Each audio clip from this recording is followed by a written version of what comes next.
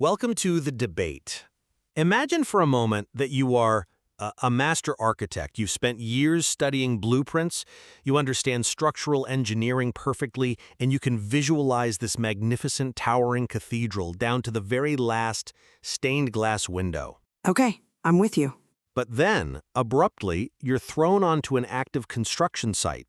Someone shoves a hammer into your hand and tells you that you have exactly 3 seconds to build the wall in front of you while the concrete is actively pouring over your boots. Oh, wow. That is highly accurate and frankly a very stress-inducing way to visualize it. Right? That intense feeling of panic, of possessing immense theoretical knowledge but completely lacking the real-time execution skills to use it, well, that perfectly encapsulates a phenomenon known as the familiar gap in language learning. Yeah, the classic gap. Exactly. It's that incredibly frustrating experience where a learner possesses explicit, textbook knowledge of a language but, struggles to produce it in real time. We've all heard it or felt it ourselves. I know exactly what I want to say, but I just cannot say it fast enough. Yeah, and the reason for that gap, the reason that concrete is pouring over your boots, is that speaking is objectively one of the most demanding cognitive activities a human being can undertake. It really is. I mean, when we talk about speaking a second language, we're not talking about a single action. We are talking about the brain being forced to coordinate multiple, highly complex systems simultaneously. Right, all at once. Exactly. In the span of a few milliseconds, the brain has to manage idea generation, lexical retrieval, grammatical sequencing, phonological planning, actual physical articulation, and self-monitoring. It's this massive orchestration of neural networks firing in parallel. And if any one of those systems lags, well, the entire production halts. Precisely. It is a neurological marvel that it happens at all, really. And while we both look at this neurocognitive reality and agree that the ultimate goal for the learner is automaticity, getting all those parallel systems to fire effortlessly without conscious thought, we fundamentally disagree on the primary mechanism for getting a learner to that point. We certainly do. My perspective is that true neurocognitive automaticity requires pushing the brain. It requires communicative pressure and timed speaking tasks to force the proceduralization of that declarative knowledge. You basically have to put the learner in the fire. And I come at it from a very different way. Because speaking offers absolutely no pause button. Prioritizing speed and pressure inherently overloads a learner's working memory. But that's how they learn. When you do that, though, you get a fragile fluency rather than the true stability and reduced cognitive load that is actually required for real neurocognitive efficiency. Well, to understand why I argue so strongly for pressure, we have to ground this in how the brain actually learns to perform tasks, which brings us to John Anderson's skill acquisition theory from 1983. Ah, Anderson. Yes, because this framework provides a brilliant neurocognitive blueprint for how we transition from just knowing a fact to actually executing a skill. He maps out 3 distinct stages. The first is the declarative stage. Right, where the learner consciously knows a rule. Exactly. This is where a learner sitting at a desk can explicitly tell you, I know the past tense rule is to add ed to the verb. The knowledge is filed away in their brain, but performance is painfully slow because retrieving that rule requires significant working memory. They have to actively think about it. It's the equivalent of reciting the instructions for riding a bicycle while just standing next to it. That's a great way to put it. So, to move forward, the learner must enter the second phase, which is the proceduralization stage. This is where repeated use transforms that explicit conscious knowledge into a procedural skill. The rules no longer require deliberate recall. They start to become internalized. Right. If we use a different analogy, think about driving a manual transmission car. In the declarative stage, you are actively thinking, okay, press the clutch, move the stick to second gear, slowly release the clutch while pressing the gas. It is exhausting. Very exhausting, yeah. But in the proceduralization stage, your brain starts building shortcuts. And finally, you reach the automatic stage. This is where performance becomes fluent, efficient, and essentially effortless. You shift gears while drinking coffee and talking to your passenger. You don't even remember doing it. True automaticity. Yes. And my core argument is that the brain only builds those shortcuts. It only becomes faster by doing. Therefore, language teaching must prioritize communicative pressure, time-speaking tasks, and retrieval-based activities to optimize those specific neural pathways. If you do not apply pressure, learners will forever plateau at that declarative stage. They will be structural engineers who can never swing a hammer. I mean, I understand the appeal of that linear progression. It sounds very logical, right? Push the brain, and the brain adapts. But to understand my resistance to injecting pressure into the process, we really have to look at Norman Segalowitz's work. Right, his 2010 book? Exactly, on the cognitive basis of second language fluency. Segalowitz makes a critical distinction that completely shifts his paradigm. Fluency is not merely speaking fast. Fluency is a matter of neurocognitive efficiency, and efficiency requires 4 specific things. Which are? Speed, smoothness, stability, and critically, a reduced cognitive load. But wait, speed and reduced load go hand in hand, don't they? If you're fast, you're operating with less effort. Not necessarily, and that is exactly the trap. Think of the brain's working memory like a computer's RAM. If you open a heavy video editing software, a demanding video game, and, say, 40 internet browser tabs all at once, the computer doesn't suddenly learn to process faster just because you demand it to. Well, no, of course not. Right. The fan spins up, the system overheats, and eventually it crashes. That is what happens when you put a ticking clock on a language learner. Speaking is completely unlike reading or listening because it happens live. There is 0 processing time. But that's exactly why they need the pressure. I disagree. When you inject communicative pressure and timed tasks into an already massive cognitive challenge, where the learner is already trying to manage articulation, lexical retrieval, and grammatical sequencing all at once, you aren't building shortcuts. You are disrupting stability. Interesting. True instruction should prioritize a manageable cognitive load. I warn against this constantly. Learners who are pushed to speak quickly while their underlying processing remains highly effortful only develop a fragile fluency. They're surviving the conversation, they aren't thriving in it. Okay, let's dig right into the mechanics of that cognitive bottleneck you're talking about. Because I think the complexity actually supports the need for pressure. Go on. When we look at the brain of a language learner trying to speak, the millisecond timing required is staggering. First, they generate an idea, which is purely abstract. Then, within roughly 400 milliseconds, they have to dive into their mental lexicon to retrieve the exact vocabulary words. Right, lexical retrieval. Yes. And simultaneously, they are applying grammatical sequencing to arrange those words correctly. While that is happening, they are planning the phonology, like the actual motor commands so their tongue and lips move correctly. And they're also monitoring their output to catch errors. It's a massive load. It is. And to me, the sheer undeniable complexity of this proves the absolute necessity of real-time pressure in training. If the ultimate environment, live conversation, requires instantaneous coordination of these systems, you must train the systems to coordinate instantaneously. But you are assuming that the brain adapts to cognitive overload the exact same way a muscle adapts to lifting heavy weights. And that is a fundamental misinterpretation of how working memory functions. How so? When you demand that a learner coordinate idea generation, lexical retrieval, and phonological planning all at once under a ticking clock, you are not optimizing the neural pathway. You are flooding the working memory capacity.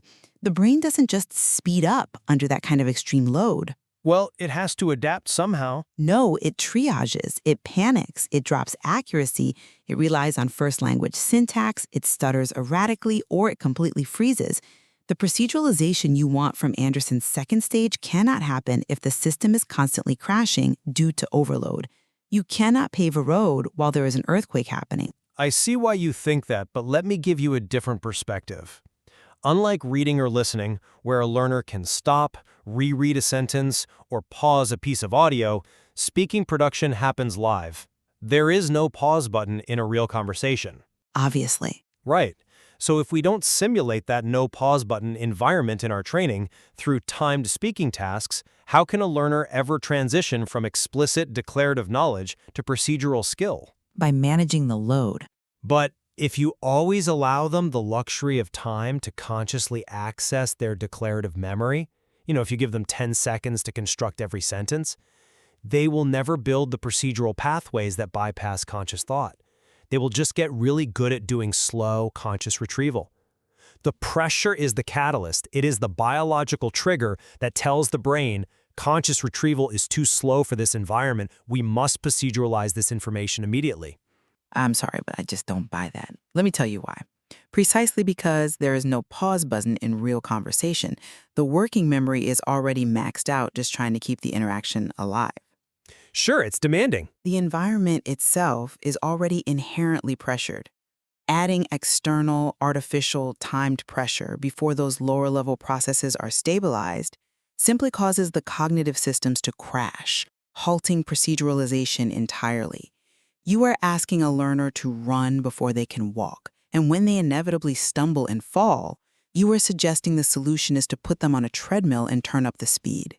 Well, no, that's not exactly... Proceduralization happens through repetition, yes, but it must be repetition where the cognitive load is manageable enough that the brain can actually form the correct neural connections, rather than just scrambling to survive the task. Wait, let's pause on that. You're saying that if I put a student on a timer, instead of forcing their brain to get faster, I might actually be destroying their ability to build a permanent memory of that word? Yes, exactly. Because from my reading of the source material, every single retrieval episode increases speed.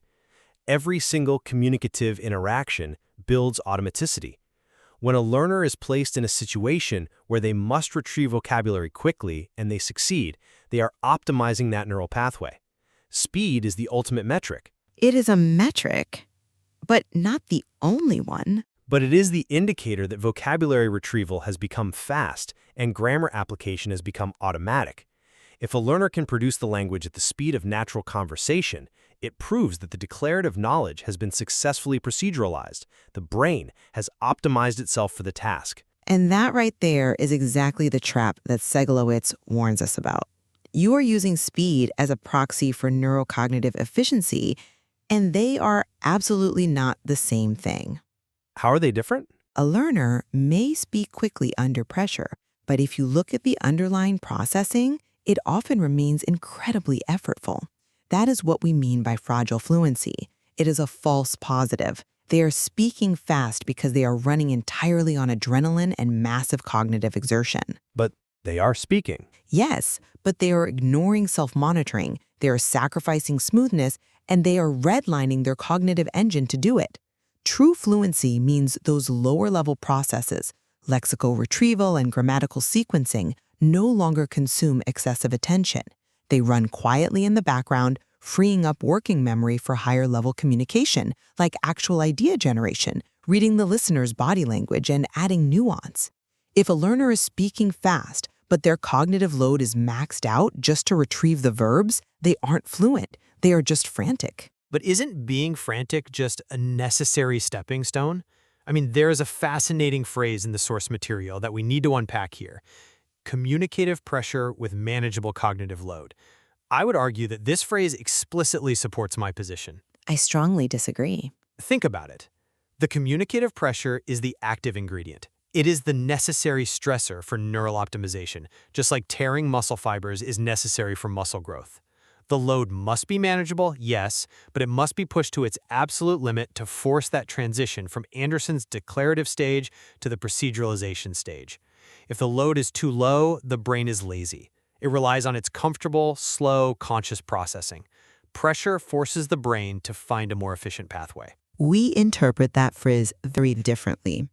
For me, manageable cognitive load is not just a caveat or a footnote. It is the crucial boundary that prevents fragile fluency. If the load is not meticulously managed, the communicative pressure destroys the stability of the processing. Stability comes from repetition, though. But it is the stability of the neural pathways that eventually leads to speed, not the other way around. You do not get speed by forcing speed. You get speed by establishing stability. The lower-level processes must be stabilized through practice where the learner is not overwhelmed. This allows them to actually solidify the neural connections without the interference of cognitive panic. When the connections are stable, the speed naturally follows because the cognitive cost has dropped. So how do we actually apply this in a teaching environment? Let's take this out of the laboratory and put it into the classroom. Because if we look at the neurocognitive reality we are discussing, it becomes glaringly obvious why traditional language classrooms fail so consistently across the globe. Oh, completely. Right? Think about a typical classroom. The teacher is at the whiteboard, explaining conjugation tables. The students are taking notes, passively understanding and memorizing vocabulary lists. It lives entirely in Anderson's declarative stage. Yes, a massive reservoir of explicit knowledge. Exactly. But as we both know, knowing the rules of the language is not the same as producing it in real time.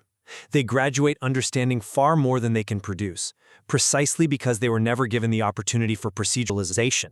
They can fill in the blank on a worksheet, but they can't order a coffee. On that, we are in total agreement. The traditional classroom is a factory for declarative knowledge that provides almost zero architecture for neurocognitive efficiency.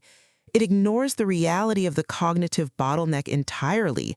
It assumes that if you just pour enough facts into a student's head, fluency will spontaneously generate. Right, so from a neuro-ELT perspective, applying this neuroscience to English language teaching, the primary fix must be repeated production practice and retrieval-based activities, and critically, these must be guided by the question, can the learner retrieve and produce it automatically under real-time pressure? That's where we diverge again. But that is the only valid neurocognitive test of fluency, not can they identify the correct verb tense on a multiple choice test, but can they pull that exact verb out of their mental lexicon in 400 milliseconds while someone is staring at them waiting for an answer? To achieve that, instruction must prioritize timed speaking tasks. You have to put them in the crucible. You have to simulate the real world. That's a compelling argument, but have you considered that instead of putting them in a crucible, we should provide them with a bridge?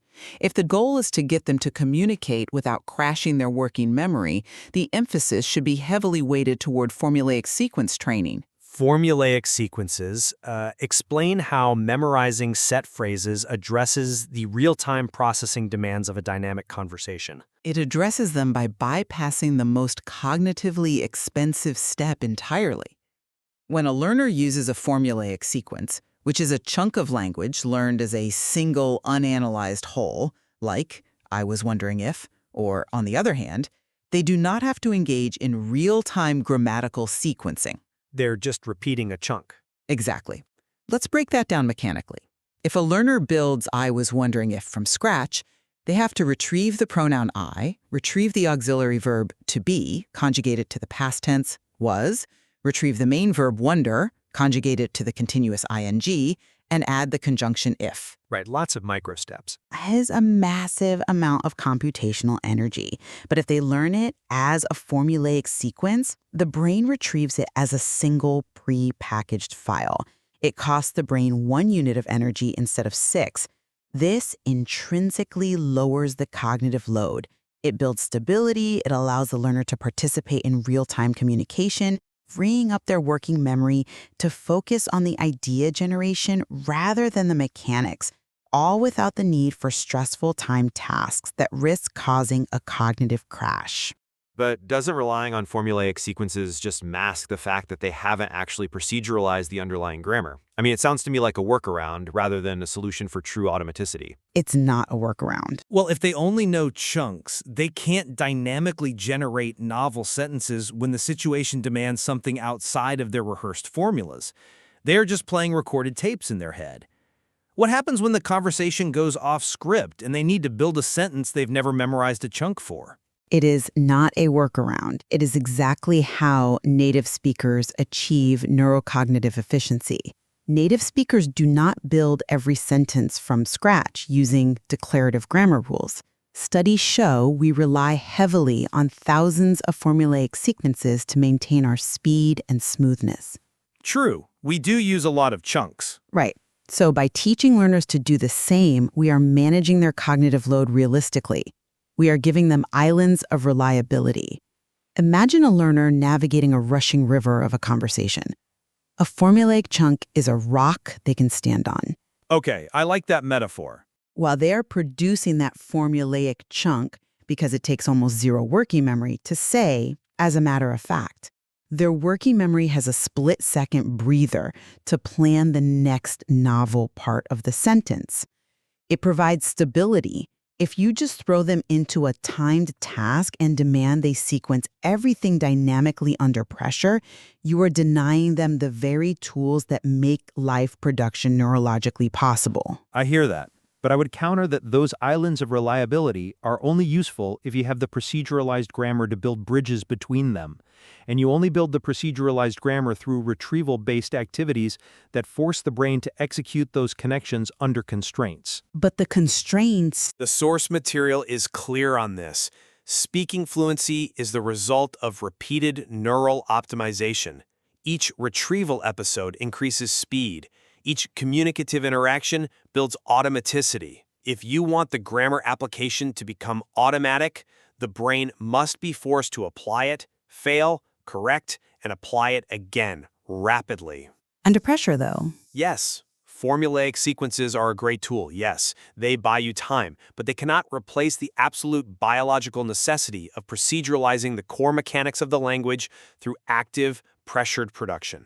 You can't just hop from island to island forever. Eventually, you have to swim. But again, I return to Segalowitz's core warning. If that pressured swimming results in effortful processing, if the learner is sweating, pausing erratically, grasping for words, and maxing out their cognitive capacity just to string a basic sentence together, they are not optimizing anything. They're practicing. They are practicing fragile fluency. They are wiring their brain for panic. The goal of instruction should be to reduce the cognitive effort. When cognitive effort decreases, working memory is freed. That is the true definition of fluency. And you get there by carefully managing the load, using tools like formulaic sequences to lower the computational cost, and ensuring absolute stability before you ever introduce the concept of a ticking clock. This really is the crux of the issue, and it is a fascinating divide. We both look at this incredible neurocognitive blueprint, the reality that a speaker must coordinate idea generation, lexical retrieval, and physical articulation in mere milliseconds. We both agree that the ultimate goal is freeing up working memory for higher-level communication. Absolutely. And thankfully, we both thoroughly reject the traditional classroom model that believes filling out grammar worksheets will somehow magically translate into live speaking ability. Yes, thankfully. The days of believing that explicit declarative knowledge magically transforms into speaking skill simply because a student aced a written test, well, they are over. The neurocognitive reality simply does not support that illusion. But our divide remains firmly on the mechanism of that transformation. For me, speaking fluency is not magic. It is the strict biological result of repeated neural optimization. Reaching the automatic stage requires the active crucible of communicative pressure. You must utilize real-time retrieval tasks to force the brain to convert those explicit rules into procedural skills. And for me, without simulating the intense pressure of the no-pause button reality, the brain simply has no imperative to optimize its pathways. right. And for me, true neurocognitive efficiency rests entirely on stability and reduced cognitive load. Equating speed and pressure with fluency is a dangerous neurocognitive misunderstanding that risks developing highly fragile processing. Learners are far better served by managing the cognitive load, establishing stability, and utilizing formulaic sequence training. This naturally frees up the working memory required for true effortless communication without crashing the system. It is an incredibly sophisticated challenge, finding that exact balance between communicative pressure and cognitive load. The neurocognitive blueprint provided by researchers like Anderson and Segalowitz offers profound theoretical anchors for educators looking to fundamentally redefine how we teach language. It really does. It's so vital. It forces us to ask the hard questions about what is actually happening in a learner's brain in those crucial milliseconds of live production. So, the next time you find yourself with all the architectural blueprints in your head but struggling to swing the hammer fast enough as the concrete pours, well, you'll know exactly what cognitive bottleneck you are caught in. You certainly will. It's a bottleneck we all have to navigate 1 millisecond at a time. Thank you for joining us on The Debate.